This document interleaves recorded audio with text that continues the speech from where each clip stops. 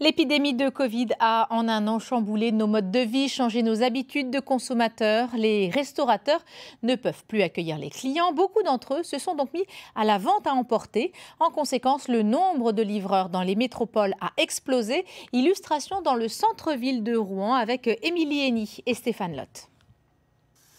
À 18 h, fini le click and collect pour ce restaurateur. Pourtant, dans les cuisines, la préparation des plats continue. 18h08, la première commande arrive. Et quelques minutes plus tard, c'est un livreur qui vient récupérer le repas. Bonjour. À quel nom? C'est Irina. Ouais, après. Merci. Bon courage. L'utilisation d'une plateforme de livraison, une nouveauté pour cet établissement, contraint à la fermeture depuis le mois de novembre. 18 h, c'est pas possible pour un restaurant. Donc, en gros, la seule solution pour qu'on continue, même si nous, on fait encore les livraisons, la seule solution, c'était de passer par les intermédiaires. Ces intermédiaires, une aubaine pour la pizzeria attelée au restaurant ouverte pendant le premier confinement.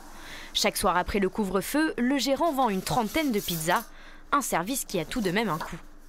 Uber nous taxe à hauteur de 30% du chiffre d'affaires, donc on valorise un petit peu nos prix sur la plateforme. 19h30, le soleil se couche, seuls les livreurs à vélo et scooters peuplent les rues de Rouen. Uber Eats, Deliveroo, Stuart, ils sont de plus en plus nombreux chaque année.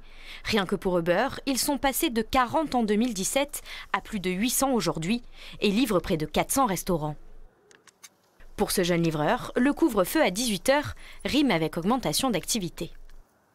Alors là, le maximum que j'ai fait, c'était le vendredi 12 février. J'ai fait en 3h24, j'ai fait 18 courses et j'ai eu 98,56 €. Habituellement, c'était que des gros restaurants, enfin les fast-food, les chaînes qui s'étaient mises à Uber Eats ou à Deliveroo, quoi que ce soit. Et maintenant, il y a plein de petits indépendants qui essayent de tirer leur épingle du jeu. Proche de plusieurs fast-food, le point de ralliement stratégique des livreurs reste la rue du Gros Horloge. Chaque soir ici, c'est un véritable balai des deux roues entre 18 h et 22 h.